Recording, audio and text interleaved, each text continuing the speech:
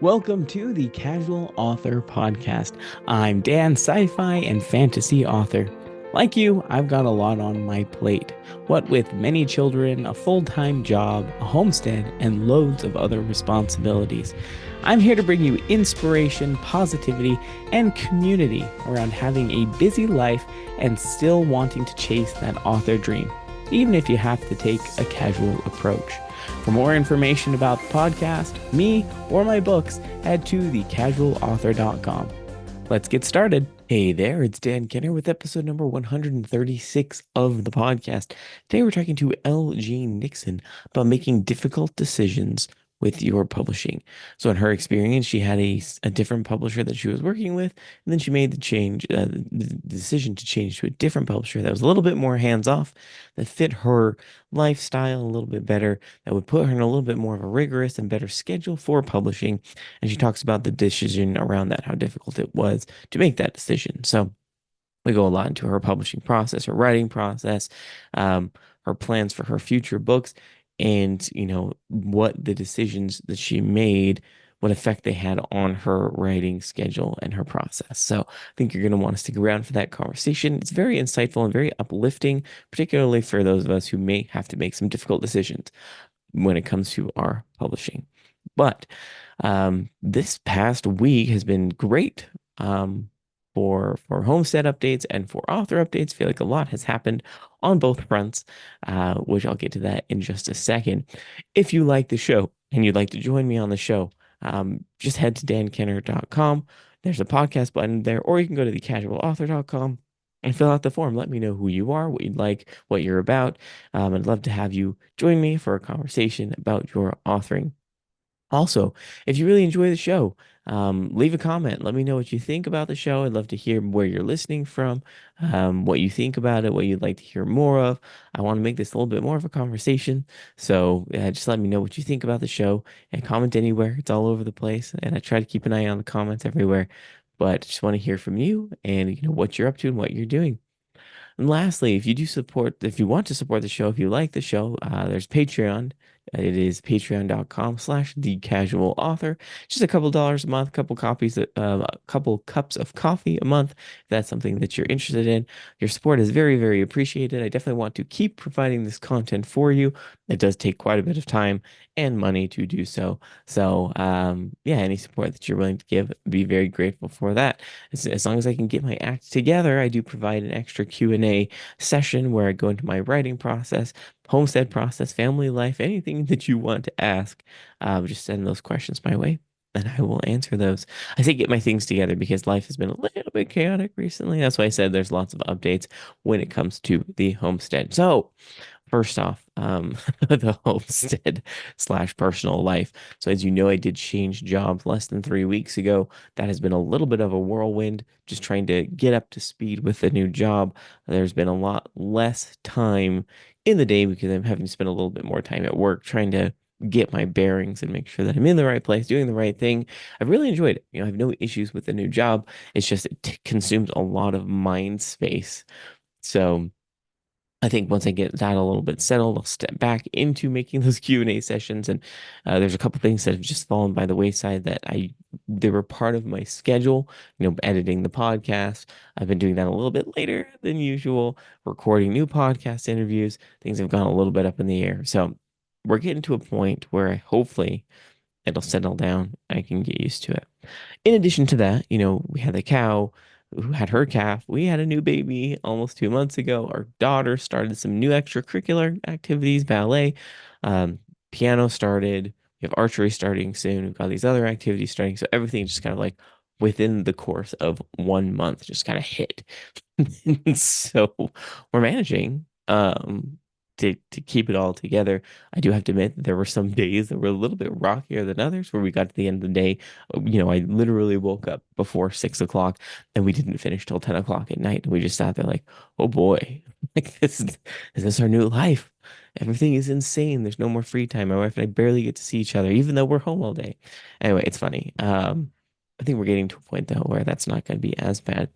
But from a homestead perspective, besides the milk, I'm taking Ginger out to pasture every day, moving the fence and taking her back. That's just, it's quite a bit of work, but it's good for her to get that fresh grass. We didn't need to um, disbud is what it's called, Mac. So he's the calf. Mac is his name. He's getting quite big already. He's only a month old, but he's getting bulky, and he is very aggressive in a kind way, aggressive, playful, and that's fine. Except for he's starting to get heavy. He's not quite as heavy as me yet, but he'll be there soon.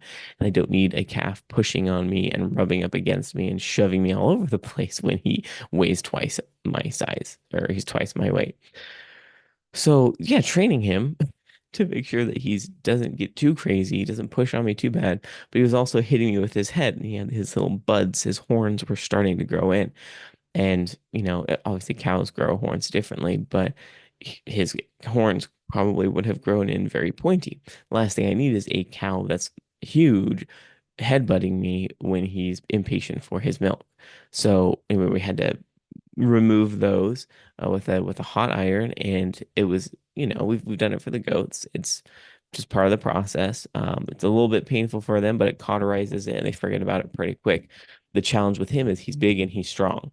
So with the goats, it's pretty easy, we just hold them in one arm. My wife holds their legs, do it real quick, takes less than 10 seconds. They scream for about 10 seconds and then they forget about it. They're totally fine. We're friends again. With him, we had to get some friends to come over, these really big guys to come pin him down. We had three of us that had to hold him down so that we could get it done. Literally takes 10 seconds. It's so fast, so easy.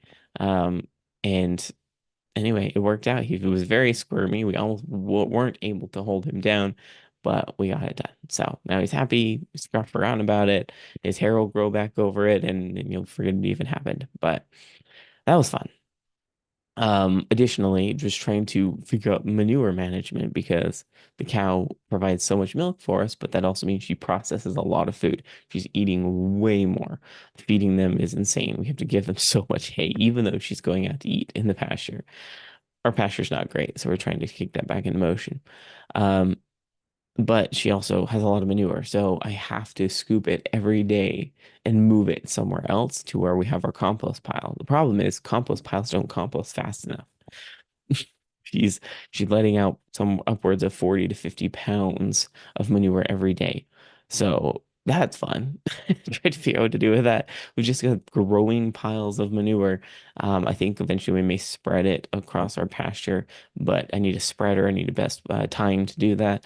So for now, it's just kind of piled up. We've created three or four compost piles and we're just letting them do their thing. We'll use those in our garden next year. But even those require turning. So I'm gonna make the time for that, which is fun. I'm not always great at making time for that.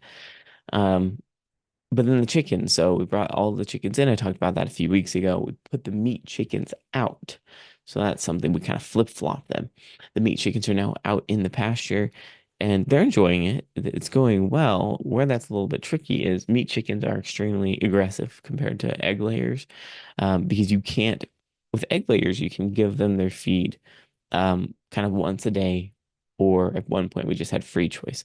Problem with free choice is they'll never stop eating. They'll overeat. And then they could have health concerns, weight problems.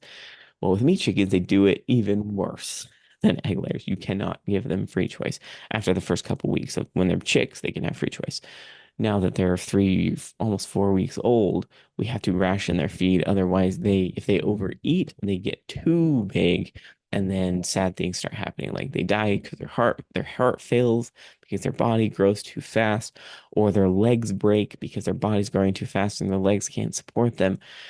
So I have to ration their feed, and that's fine, except for because they're so aggressive, when I come out to ration their feed, they literally attack me.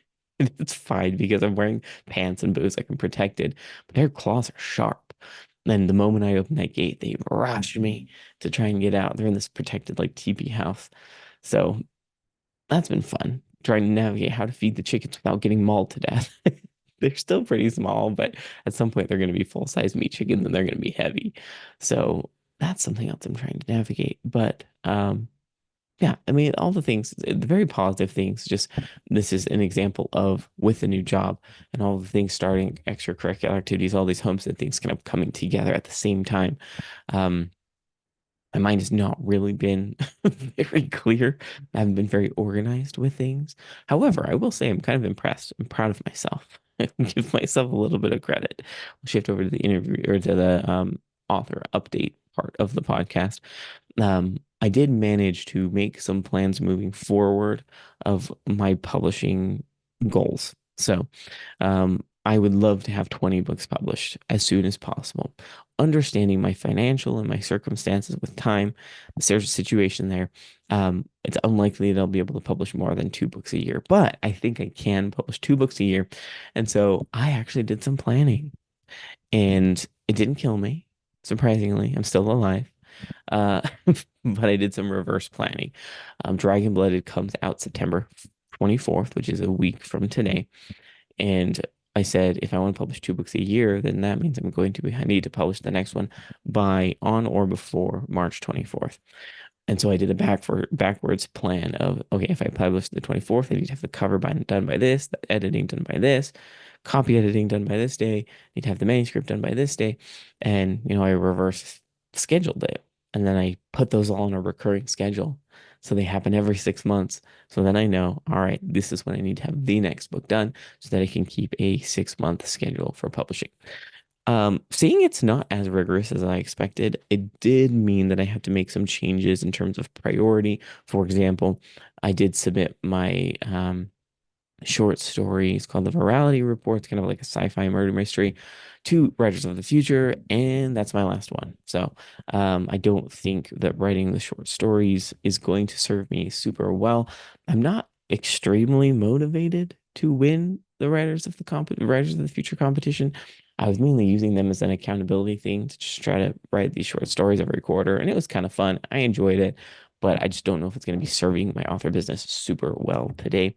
Who knows? Maybe in the future it will. But I'm going to discontinue that. And instead of writing short stories, really lean into writing my novels, editing them, and publishing them on a little quicker schedule. So once every 6 months is the plan.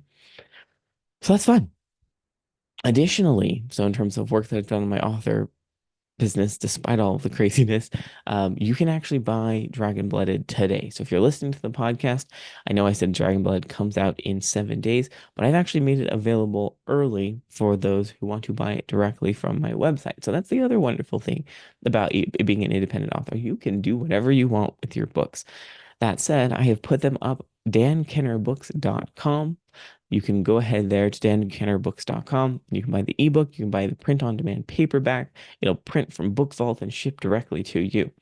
Or if you'd like to buy signed copies, you can head to dankenner.com. There's a signed copies button there that you can click on to buy a signed copy. Um, so yeah, go today. You can even get it for a cheaper price. The other wonderful thing about selling direct is I can give you a cheaper price and still make more money from it. So it's pretty insane what Amazon and Kobo and these other places take.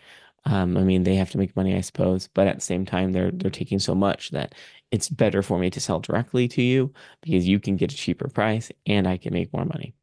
And I get the money more quickly. So it'll come in a couple days versus 3 to 6 months, depending on which retailer you're buying it from.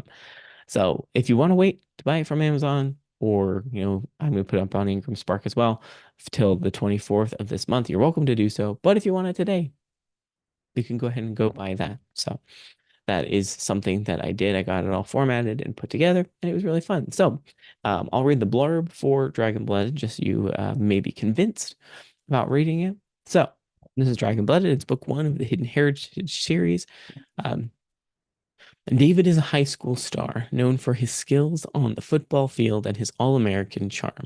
But beneath the surface, he's hiding a fiery secret. He's half dragon, part of a royal bloodline from a realm of magic and myth. Balancing football practice and homework is tough, but keeping his dragon heritage hidden is even tougher. When 2 mysterious new students arrive at his Kentucky high school, David's carefully constructed life begins to unravel. The fiery-haired girl and her intimidating brother seem somehow to see right through him.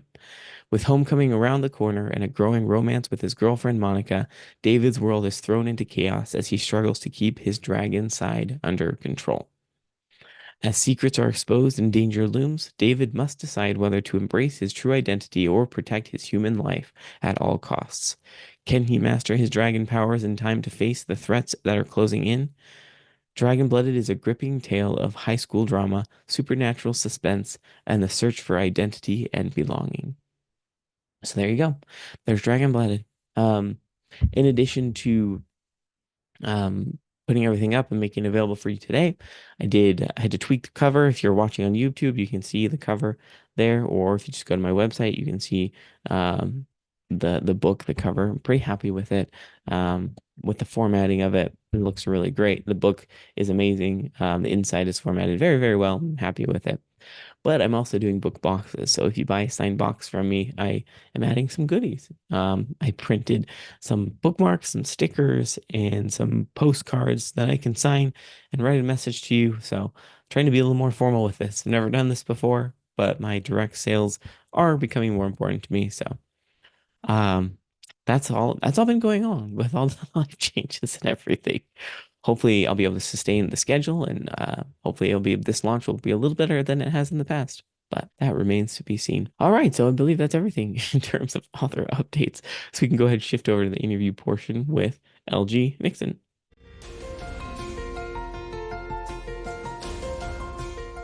Hey LG, how are you doing today? I'm doing good. How are you, Dan? Doing very, very well. Excited to learn more about you and your books. Before we get into it, how long have you been writing and publishing? Well, publishing, not very long.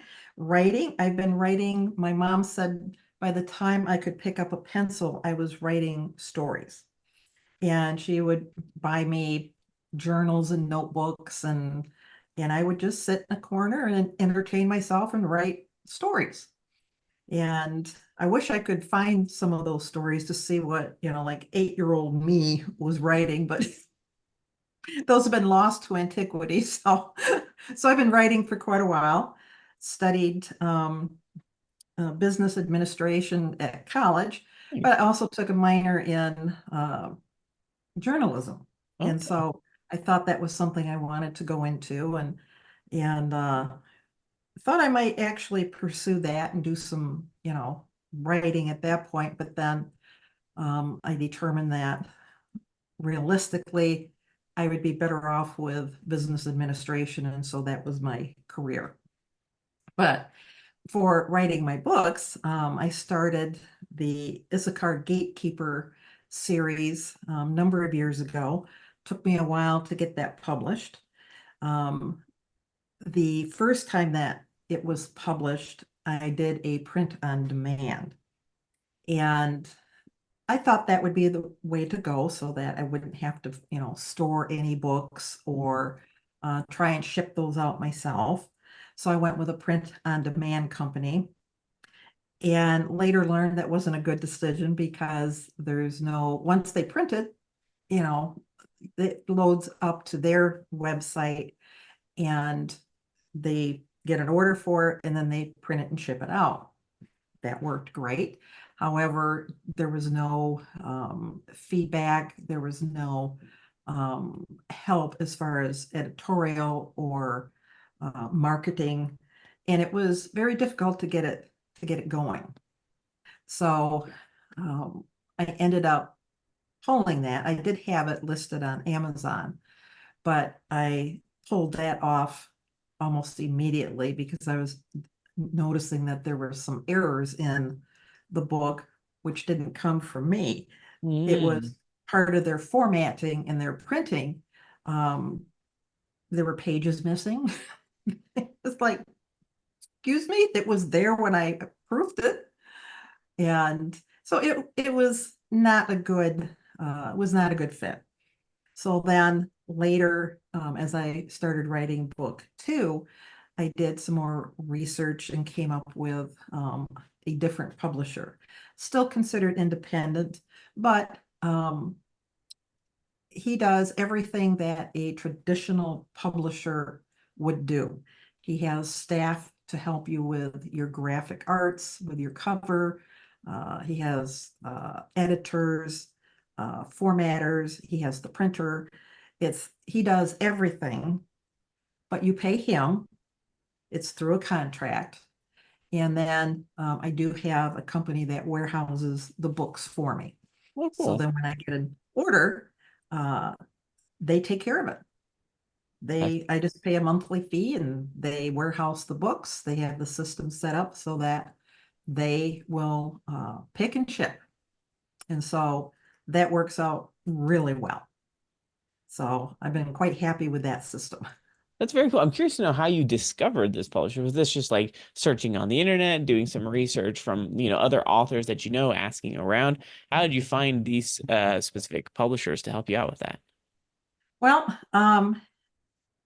did a lot of research, a lot of Googling on the internet. And then once I found, oh, he was one of, I think two or three publishers that I checked out and looked at his reviews, looked at comments that people had made and left on his website.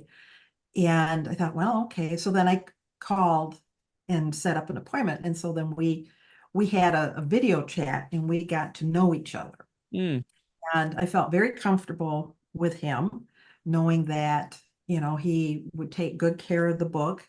He, took my concerns to heart because I had some difficulty with the print on demand agency. And so he took my concerns very seriously. And so I've been with him now through, the four books. I'm working on the fourth novel and thinking about adding another novella in there. But with the series, there will be a total of five books to close out the series properly. nice. I'm at work on book four Very and cool. excited to keep that going. I love that. I think I love this story, right? Because I think the one thing that comes with publishing that people forget about is you can choose, you can make decisions, and you can change your strategy if something doesn't work Absolutely. out, right? You started with Mhm. something that seemed like it was going to work very well for you, and you realized, okay, maybe this isn't fit for Yeah. me. I think there's a lot of people that see what other people do, whether it's social media or hear stories or they read books about the quote unquote best way to do things. And then they feel like Mhm. they have to do that, whether it's traditional publishing, whether it's independent, whether it's through different presses and whatnot.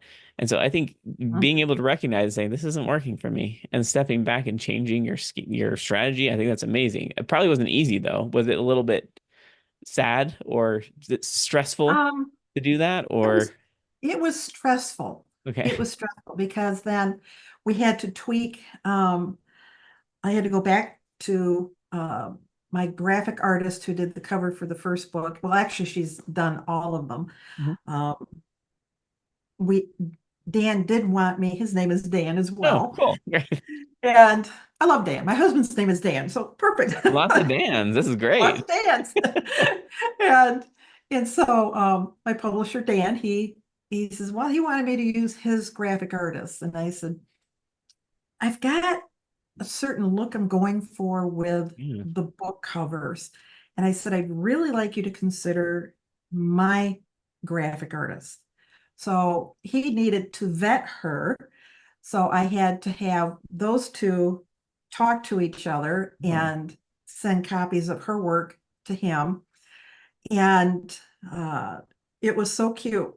I got an email back from him that said, wow, I really like her work. cool. And so she has been doing all of my covers. And uh, he's actually, my publisher, Dan, has actually asked her to do some covers for him. Cool. And so she got an extra client out of it. So it's worked out well for all of us. Look at you facilitating relationships. This is perfect. You've got this great Absolutely. now you've got this companionship work-wise between these people. They're trading services and your books look stunning, by the way. The covers look amazing. Thank So you. I Thank love you. that. So let's talk about the stories because you mentioned you're working on the fourth book. You mentioned there may or may not be more. I'm laughing because I am actually a discovery writer. So I don't ever really know how many books there are going to be. I can kind of guess, but sometimes I'm just wrong because I don't know what the story is going to turn out to be.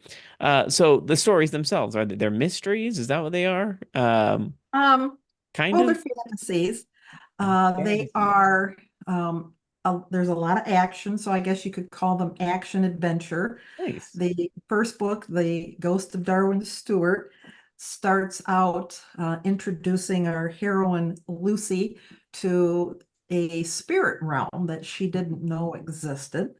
And she finds these magical artifacts that Cool. now that she has them in her possession, there's an evil entity that wants one of them in particular. And Mm. so he is haunting her, and he has entities that he sends after her. One calls himself the Ghost of Darwin Stewart. There's a shape shifting entity that shape shifts between a man with feathers on his head and a nose like a beak. And other times he shapes into a crow so that he can kind of spy on her and not be seen. He can hide in the shadows and that type of thing. Um, it has the first book has some of the typical elements of a ghost story. Yeah, they go to a cemetery and they're attacked by spirits and crows and and of course there's a lot of learning on her part. She has a good friend named Skylar that helps her, and so she um, they go to the library, they go to a museum, and so they're trying to find out more about the spirit realm, and it's a lot of fun. There's a sort of a fight at the end where she has to how do I put this without giving it away? Yeah, no She had her spoilers, LG. Come on, don't give it yeah, away. I know. But it it can be kind of hair raising. I've actually had people say that it gave them goosebumps. I'm like, Oh, okay, I like that, you know. I'd And love to hear that as an author. It's like, thank you. That's y- that's a yeah, exactly. compliment. Exactly. Yeah, and so by the time you get to, book two, you get a little deeper into the spirit realm and what they really are. She meets this support character that she's not sure if he's a wizard or what Hmm. he is, but he can do some rather unique things. Like he just poof, he just disappears. And so she's learning about the spirit realm, and of course, these are teenagers. They are typical teenagers. They get into trouble. They are snarky. Not only, Lucy's not only snarky with her mom, but she's, snarky with her friends, and she likes to, prank people. So she's a fun character. And so it's telling the story of good against evil, Hmm.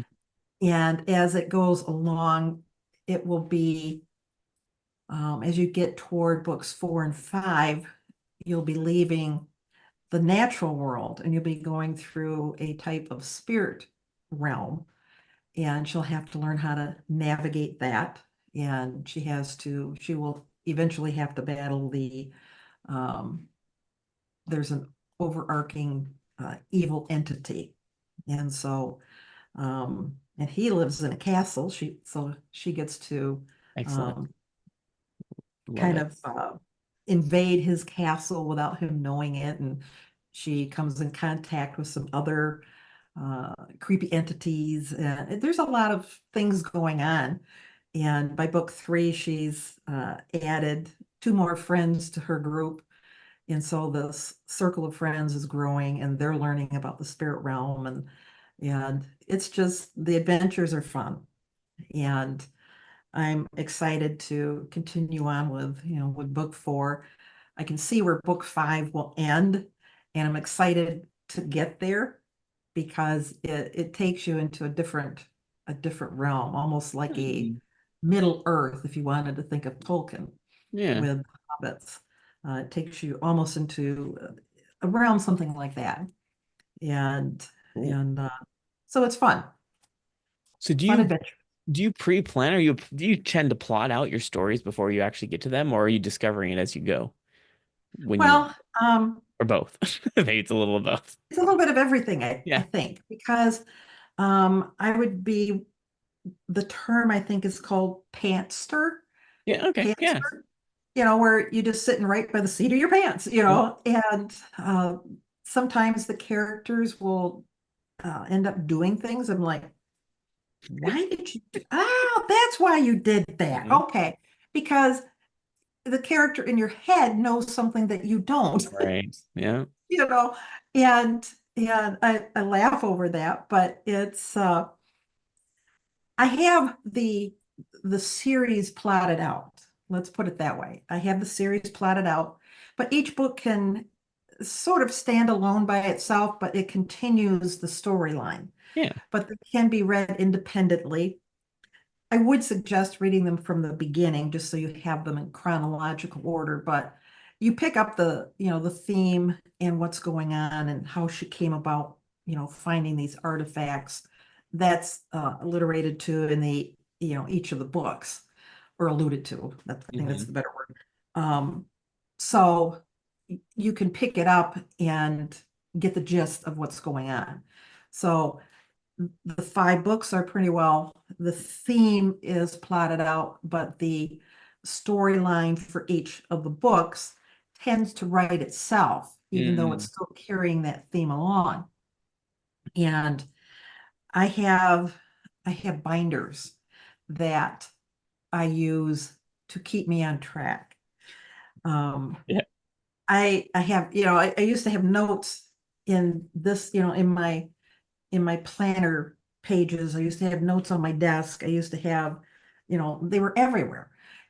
And I decided this isn't working. I can't keep track of everything. So then I put everything in a binder. And it started out as a small binder, and then it had to keep getting bigger and bigger because of all the notes. Uh-huh. And um, I research everything. I research names. I research settings. If there's a strange, weird looking house, I will take a picture of it. And then, I mean, I research everything. I write character sketches for each of my characters because you need to know who that character is and how they're going to react in different situations. Are they going to be so scared they can't move? Or are they going to get angry and confront, this entity? Or what are they going to do? You need to know who your character is, what their likes and dislikes are, what they look like. Um, I've certainly read books where I'm thinking of one book where the lady couldn't remember what her character looked like. So every time the character appeared, she described the character. Her brown eyes, her little cap of dark brown Um, hair. I'm going, you told me that on the first page. You like I don't don't need to know that again. you don't need to go over it again. And I'm like, okay, Yeah. just give me enough detail so that my reader can see themselves in the story. Hmm. And and so you don't need to go into all kinds of, details or keep repeating them. But so everything goes in this notebook that I have. And to keep me on track for dispersing information or keeping track of when I said something, I keep an outline by chapter. Okay. Um, I'll just every time I finish a chapter, I just go over to the outline on another screen and fill that in. What happened in that chapter? What happened with those characters? And what was the main thought? so I know where I'm at. So if I get to chapter 10 and I'm referring to something that happened in chapter 3, I know where it's at and who said it. So Very well organized of you. That's very business administration of you. I think it's very great. much so. Yeah, the awesome thing about writing process is I love hearing about your process because everybody it looks so different. I am very, very heavily on the pantser side of things where I don't know how the character will react until they're put in a situation that forces them to react a certain way. And then in that moment, I'm like, oh, I know how this person would react, but I won't know. So making character sheets for me, I have to do like reverse character sheets to describe why they reacted the way they did throughout the book rather than predefine it before the action. And it works for me, it works for everybody differently. But I'm so impressed that you have a binder with all these organized notes, and more importantly, that you keep it up to date and reference it because I'm a very unorganized individual. So, Well, uh, it's whatever, works for you. What works for you may not work for me, and right. vice versa. There's no right or wrong. It's being both of us being creatives. Hmm. Somebody said that about me a while back, and I'm going, what do you mean, creatives? Creative. Oh, okay, yeah. Yeah. Because she's an artist. In our way, we're artists Yep. because we're creating those worlds, and so what works for you may not work for me, and it's just how our brains are wired. Exactly. And it's always fun to, connect with people and see, how they do it. Yeah. And yeah, what's the other term? Outliner, um, Or plotter. People like to call or them plotter. plotters. Yeah. Yeah, yeah, that's the other one. Um, I met many years ago, I met Jerry Jenkins at a Oh, cool. writing conference, and that was really cool. And if I remember correctly, I believe he said he was a little bit of pantser and a little bit of plotter. Yeah. And that, that's absolutely perfect. Hmm. It's what works, whatever works for you. Well, and I think the great thing about this is you don't know, you discover yourself through the journey of your writing. Like, for example, in your case, you didn't know that that print on demand situation wasn't going to work until you gave it a try and you're like, oh, yeah, this isn't working, right? I think there's a Yeah. lot of people that are hesitant to even start, whether it's with the writing process or the editing process or publishing route or whatever, because they feel Mhm. like they don't know enough information. Do research, obviously, don't just jump into a random decision. But also at the same Correct. time, once you feel like you've researched and you still kind of need to make a decision and try it and then see, oh, did that work for me? I don't know. Maybe yes, maybe no. I think there's a lot of people that just get so hung up on what's everybody else doing and what's working for everybody else that they forget to realize what works for me. I want to try something and say yay or nay that worked because, I'm sure you didn't know your perfect writing process on your first book, right? You probably had to figure No, that out a little bit. I had to figure it out. And in fact, my first book took me 11 years to finish. Okay, wow, that's important information. That is Yeah, because quite some time. it was in me, it was in my head. My characters were there, and every once in a while they'd pop up and say, "Hey, you need to put me on the page," Yeah. but it was hard to get started. And so one day I just literally, okay, I sat down and just started writing. And part of that process was you write, give yourself maybe 20 minutes or whatever your time allows for, and you start writing. And then what I've learned over the years is that what you wrote the day before, you don't edit until the following day. That's what works for me. Plus, that gets me back into what I wrote the day before. So then I can continue on with the story in my head. And as I'm going through and editing, then I'm seeing, okay, I need to change this. Yeah, that scene isn't working. And then you get back into the flow of things. Hmm. And then, and then you keep writing for, the remainder of your time on day 2. Day 3, you edit. Day 2. And that's what I've discovered has worked for me. may or not work for other people. Um, but that works for me. It helps keep me in the flow Yeah. of the story, keeps the characters alive in my head. Mhm. And yeah, that's just my way of doing it. I think that's Yeah. amazing. That doesn't work for me necessarily. I like to read back what I've written a little bit, a few paragraphs, maybe a page or so, but I don't like to edit. I like to edit at the very end because for something, my edit brain and my creative brain, they don't play nice together.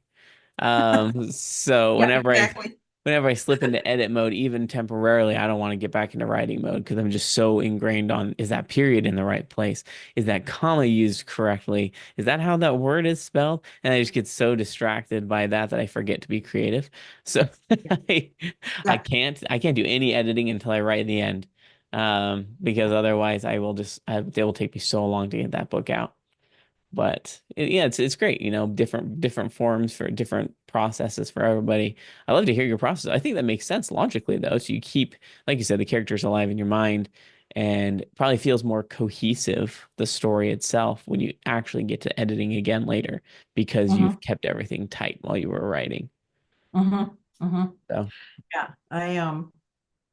Yeah, it's just for me, it's probably the best process. I used to try yeah. and, um, in with the first book, you're stumbling through and you're trying to figure out how you do this writing thing. And I would write, you know, 500 words. Then you go back and edit the whole thing. So then it was like, okay, I'm not getting any further. I've got 500 words and okay, that's a really nice looking paragraph, but Yeah. I'm not getting the story down, Yeah. you know, and so I decided that wasn't working. So then I started doing just do the writing. Don't Yeah. care, let's spell check, figure out if it's, the words spelled wrong, and then you can go back later and check, change it. But um just get the story down, get it out of your head, get it down. And then when you're done writing, you can either do it that day, or for me, I do it the next day because then my head is still going. The Hmm. process is still going in my head.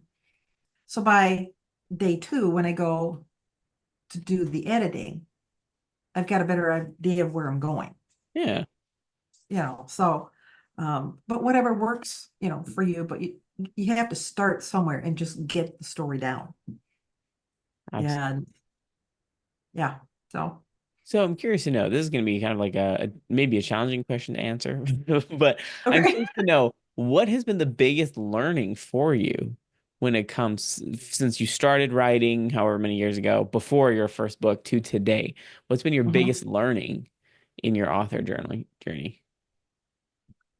um Not to get stuck on, gee, that's really good writing. Okay. Yeah. Because it can always be better.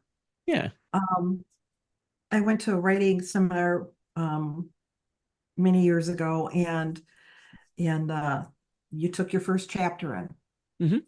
and they had an editor, critique your first chapter. And I had rewritten that thing. I had done the grammar check. I'm looking at it. The sentences are good. They're tight. They're not rambling on. And this editor just went, tore it all apart. And I'm like, Yeah. you, you took that out. And I'm like, oh, that does sound better.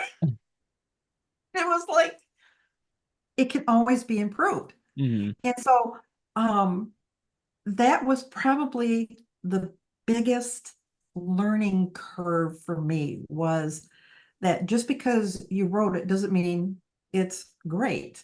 You need to polish it. And once you think you've polished it enough, do it again. Hmm. Keep doing it until you've got it down. And it's like, okay, I really don't see anything I can change. Then I have an editor that I work with even before um, the publisher gets it. I'll have an editor look at it for me. And then she will find something and she'll make some suggestions.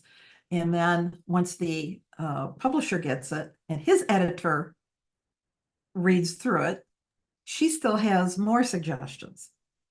So it can always be improved. So just because you think, wow, I've really done it this time, keep keep polishing it. Hmm. There's always more to be done, and you can make it greater. Hmm. And and your publisher, and I mean it takes a village to bring a book together. And I always say my editors are priceless to me because Mm. they see things that I don't. Right. And because they're younger than me, they know things that I don't know, Fair enough. and I had used a term in one of my books that a very innocent reference to the character has a brother whose name is Dale. And the character just calls him, "Hey, Big D, how you doing?" Well, apparently there's a rap group with that name. Huh. I didn't know that. And so that would have been, an infringement on their copyright of that name. I didn't know that. It was just a nickname she called her brother. So there are things that your editors will know that you don't know. And so it's important to listen and learn. And Mhm. so that's been another learning curve. So I think that's a very important lesson because it's funny because a lot of authors are opposite. Not all, obviously, everyone is in their different place, but I do know a Yeah, lot of authors that get to the end of their writing and they constantly think, this is terrible. This is awful, right? It's the whole imposter syndrome thing is feeling like you can't write anything that's worth anything. That's not what we're talking about here. But, with respect to your learning of it can always be polished, it can always be better. Where's the line? Like, how do you know when it's good enough? When you know when to stop editing if because I feel like you could go when you forever. have, yeah, I think when you're tired of the story. Oh, fair enough. Okay. I think when you're tired of the story, it's like, okay, I've, read through this. It's been edited, it's been proofread, and I really don't see where I can go any further by Mm, changing it. And so sometimes you also just you can get stuck in that mode where you're constantly changing it. yeah. And sometimes you just have to say, enough is enough. Yep. Just and just be done with it. And with me knowing I have, more books in the series, I need to move the story along and Hmm. get this book published and then, complete the writing on the next one. So sometimes you just have to, call it and just Yeah. say, okay, it's done. And but in working with your editors, that's also, I think, um, they're extremely helpful and very knowledgeable. So I take their suggestions as what they are. They're suggestions. They're not a personal attack, on me, Right. which sometimes people can take that, take a, you're criticizing me. No, I'm making a suggestion. Oh, it totally feels that way though. Maybe not so. I'm Yeah, used to it now, having written 8 books, but the yeah, first I remember the first one getting it back and asking a simple question like, "Wait, why did your character ask this question?" I'm just like, "I don't know. I'm sorry. Should I not have asked that question?" And it does feel like a personal attack, which is not. It's definitely not. Editors are just curious and they want to be exactly. helpful and they're marking things down that they've recognized from their experience can be made better. But yeah, for some reason, at first it does feel like a personal attack, and it's It not. does. It's just part of the improvement process for writing. Yep, So. But very I, true. I think that's awesome. So, and you've got your process down. I love the idea of when you get sick of the story. I think some authors probably have more tolerance than others. I actually have a really low tolerance for story rereading. I get bored super fast, but that's part of my own mental issues, ADHD. So it's something I have to go get over. But I do edit, making that clear. I do lots edit, and I do send it to multiple editors to make sure it's in a good place. But Yep. I think it's awesome though that you've got this process and it's working for you. So you've mentioned a little bit about the status of this series. What's next for you? Do you have other books in mind already, or are you just hoping to wrap up the series before you jump to another project? What does your future of writing look like? Well, the future looks busy. Um, uh, I need to finish out this series Hmm. before I jump into the next one because I need to have clear space in my head Hmm. to be able to develop the next one. And I tease people about, um, I say I suffer from pareidolia, Okay. where you can see images in inanimate things. Mm. And like on the corner of my desk that you can't see, it's a rock, but it looks like a brain. It's in a jar on my desk. So I joke and I say I keep my brain in a jar. The mind is a terrible thing to waste. So I'm keeping mine in a jar. That is awesome. But there's a tree outside my office window. And I looked out the window one day and I'm like, oh, I can't unsee that. There's a witch's face.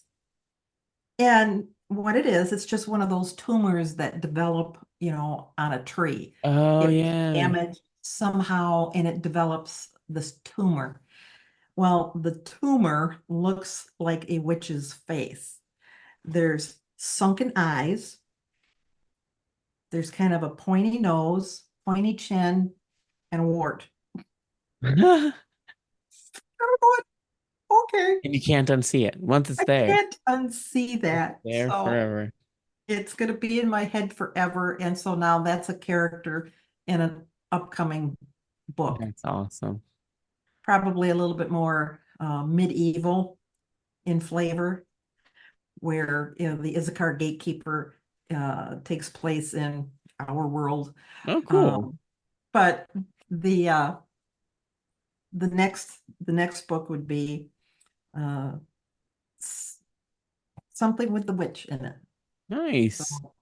I thought, okay, there's my next character. So she's kind of percolating in the back of my head as to, why is she a witch? How did she get there? What's her future? Hmm. What obstacles is she running into? Is she a good witch or a bad witch? Um, but it's fun.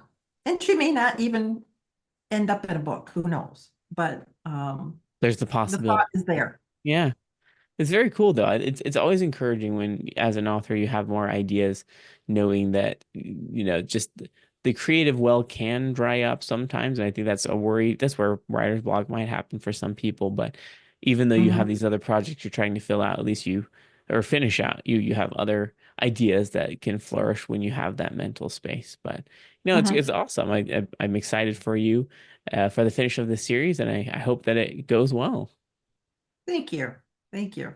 I'm sure that it will. But well, we're Mm. running a little short on time today. We probably could talk forever. But before we end here, where can people find more information about you and your books if they want to check them out? Well, I'm available at lgnixon.com. My books and the book trailers are there. I'm available on Amazon. You can order from Barnes& and Noble or BAM or pretty much any bookseller. And if you go to my website, you can sign up for the newsletter, and there's a whole bunch of freebies there for you too. Nice. Everyone So, loves free stuff. Go get the free ab- stuff for sure. absolutely. Awesome. Well, Well, thank you Dan, so much. thank you so much for having me. I really appreciate the opportunity to sit and chat with you, and I wish you well with your books too. Yes, thank you. I wish you well also. Thanks so much. Thank you.